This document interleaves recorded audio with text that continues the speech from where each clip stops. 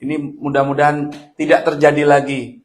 Mengajak masyarakat untuk melakukan aksi dengan live TikTok.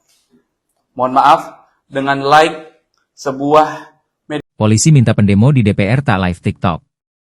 Dari aksi unjuk rasa buruh yang rencananya akan dilakukan di depan gedung DPR MPR pada Kamis, 28 Agustus 2025. Untuk itu, Polda Metro Jaya mengimbau peserta aksi untuk tidak melakukan siaran langsung, live, melalui aplikasi TikTok saat berada di lokasi demo. Hal itu disampaikan oleh Kabid Humas Polda Metro Jaya, Kombes Pol Ade Arysyam Indradi menanggapi ribuan buruh yang menggelar aksi unjuk rasa besar-besaran hari ini.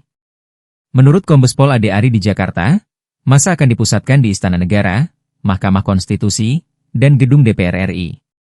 Mohon maaf dengan live sebuah media sosial yang metodenya kalau tidak salah berharap ada gift, ada hadiah, dan lain sebagainya, kata dia dalam keterangan di depan awak media.